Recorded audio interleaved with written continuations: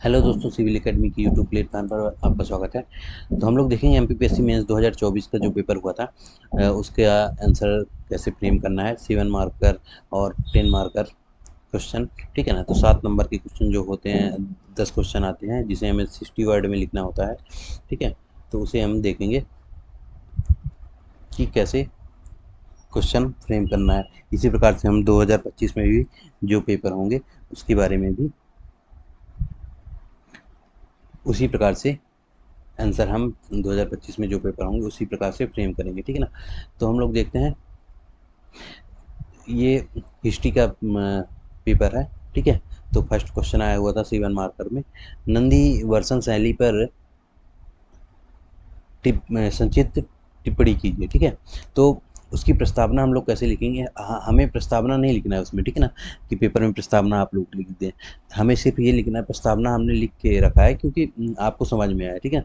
नंदी वर्मन शैली दक्षिण भारत की पल्लवकालीन स्थापत्य एवं कला शैली का विशेष रूप है, जिसका विकास 8वीं शताब्दी में हुआ था। तो नंदी वर्मन शैली के बारे में थोड़ा सा हम डिटेल देंगे कि नंदी वर्मन शैली कहाँ थी, ठीक है। नंदी वर्मन शैली कहाँ थी, दक्षिण भारत की पल्लवकालीन स्थापत्य एवं कला शैली का विशेष रूप है, जिसका विकास 8वीं शताब्दी में हुआ था, ठीक है। और मुख्य भाग में हम लोग क्या लिखेंगे, थोड़ा सा पृष्ठभूमि में लिख देंगे नंदी वर्मन। मुख्य भाग में है ना, बीच वाले पॉइंट में हम लोग क्या लिख देंगे, इसके बाद इसको लिखने के बाद हम एक लाइन छोड़ देंगे, ठीक है।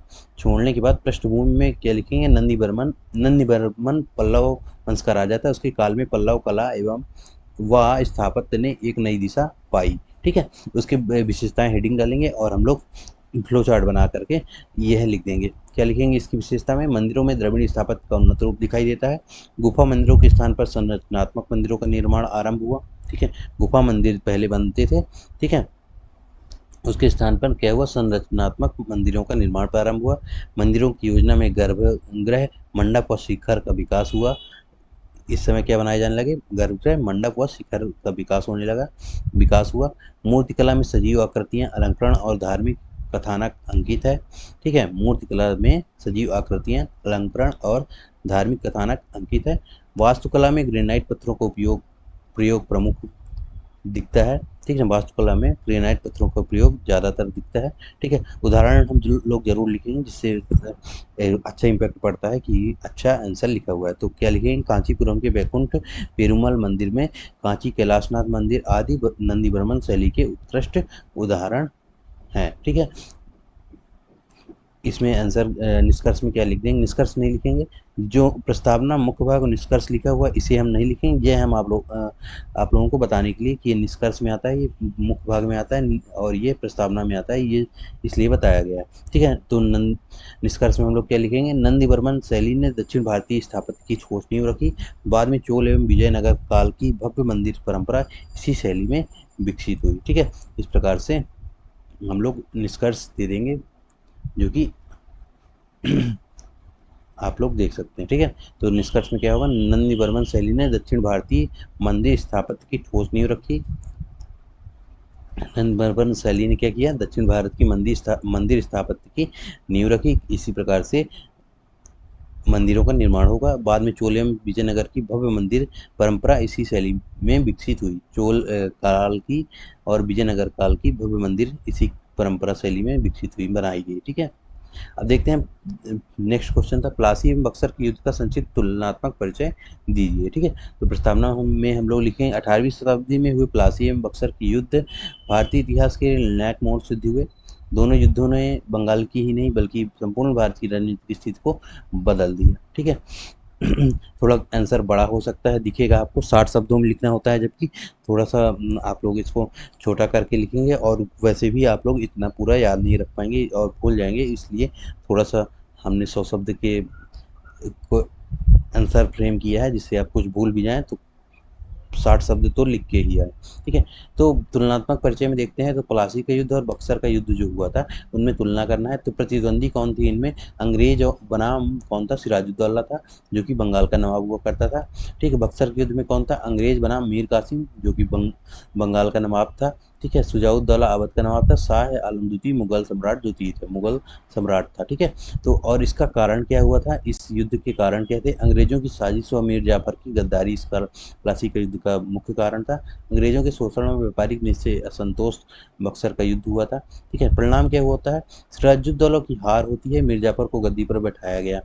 ठीक है। इसका परिणाम क्या निकलता है, सिराजुद्दौला की हार हो जाती है और मीर जाफर को गद्दी पर बैठा दिया जाता है।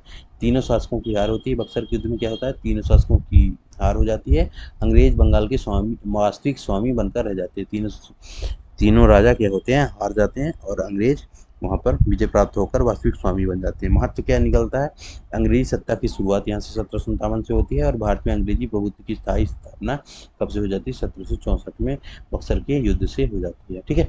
इसका निष्कर्ष क्या लिखेंगे हम लोग, प्लासी का युद्ध अंग्रेजों के राजनीतिक हस्तक्षेप की शुरुआत था, जबकि बक्सर का युद्ध उनके वास्तविक साम्राज्य की नींव बना। इन युद्धों ने भारत में ब्रिटिश औपनिवेशिक शासन का मार्ग प्रशस्त कर दिया। ठीक है। नेक्स्ट क्वेश्चन देखते हैं। तो परिव्राजक वंश पर संक्षिप्त टिप्पणी कीजिए। तो इसकी प्रस्तावना पर क्या लिखेंगे, गुप्त साम्राज्य के पतन के पश्चात भारत के विभिन्न भागों में अनेक स्थानीय राजवंश उभरे। मध्य प्रदेश में इसी काल में परिव्राजक वंश का उदय हुआ, जिसने बिदसा तथा उसके आसपास शासन किया।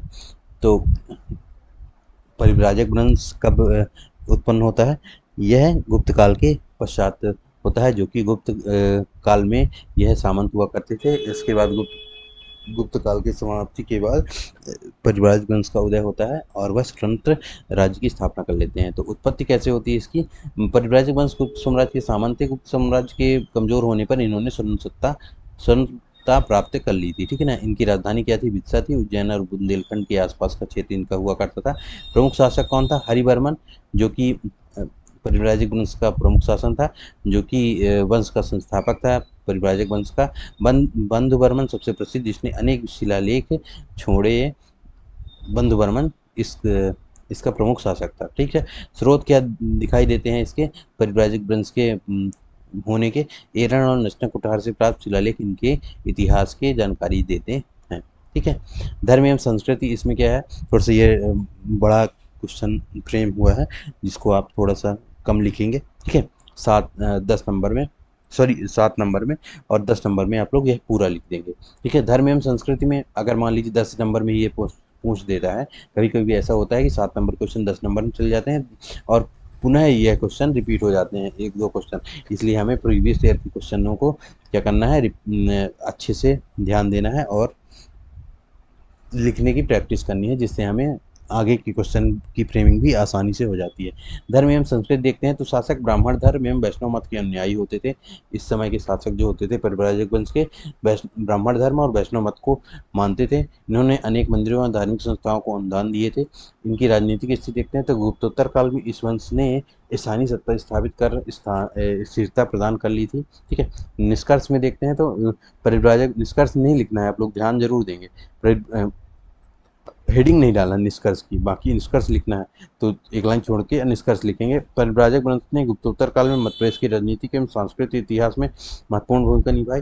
यद्यपि इनकी शक्ति अल्पकालिक रही, परंतु इसके शासकों ने बिदसा क्षेत्र को सांस्कृतिक और धार्मिक गतिविधियों का केंद्र बनाए रखा। ठीक है। नेक्स्ट क्वेश्चन देखते हैं। तो राजा धंग का मूल्यांकन देखते हैं। राजा धंग के बारे में मूल्यांकन लिखने को क्वेश्चन आया हुआ है। तो राजा धंग का परिचय क्या लिखेंगे, राजा धंग जो कि लगभग 1008 से 1040 ईस्वी तक थे। ठीक है। चंदेल वंश के सर्वाधिक प्रसिद्ध और शक्तिशाली शासक माने जाते हैं। उनके शासनकाल में चंदेल साम्राज्य ने राजनीतिक, सांस्कृतिक तथा स्थापत्य कला के क्षेत्र में उल्लेखनीय उन्नति की। वे वीर योद्धा होने के साथ साथ धर्म, कला और साहित्य के महान संरक्षक भी थे। ठीक है। तो यह इनका थोड़ा सा मूल्यांकन प्रस्तावना में लिख देंगे, परिचय लिख देंगे प्रस्तावना में। ठीक है। राजा धंग कौन थे, उनके बारे में थोड़ी अच्छी बातें लिख देंगे। मूल्यांकन लिखेंगे। तो धंग एक सफल शासक और संगठनकर्ता थे। उन्होंने चंदेल राज्य को राजनीतिक स्थिरता, सांस्कृतिक गरिमा और स्थापत्य वैभव प्रदान किया। ठीक है। यह फ्लो चार्ट बना के लिखेंगे आप लोग। ठीक है। यह ध्यान जरूर देंगे। फ्लो चार्ट बनाने से क्या होगा, आपका इम्पैक्ट अच्छा पड़ता है और आंसर भी अच्छा दिखाई देता है। यद्यपि गजनवी जैसे आक्रमणकारियों से निर्णायक विजय नहीं मिली, परंतु उन्होंने अपनी सामरिक शक्ति से राज्य को सुरक्षित रखा। उनकी कला प्रेमी प्रवृत्ति के कारण चंदेल वंश भारतीय इतिहास में स्थापत्य कला और मंदिर निर्माण की दृष्टि से स्वर्णिम युग कहलाया। ठीक है, यह आप 4 पॉइंट लिख देंगे। उसके बाद निष्कर्ष लिखेंगे। राजा, क्योंकि 7 मार्कर है तो 60 शब्द तो लिखना ही है, तो वैसे भी ज़्यादा ही है, थोड़ा और आप लोग वैसे ही भूल जाएंगे, थोड़ा सा ही लिख पाएंगे। ठीक है, तो राजा धन का शासनकाल चंदेल साम्राज्य का उत्कर्ष काल माना जाता है। वे न केवल सामरिक दृष्टि से सक्षम शासक थे, बल्कि धर्म, संस्कृति और कला के महान संरक्षक भी थे। इस प्रकार राजा धन को एक सफल योद्धा, कुशल प्रशासक और भारतीय मंदिर स्थापत्य का स्वर्णिम युग देने वाला शासक कहा जा सकता है। तो धन्यवाद। 4 क्वेश्चन हम लोग देखेंगे। नेक्स्ट क्वेश्चन हम लोग नेक्स्ट वीडियो पे देखेंगे। धन्यवाद।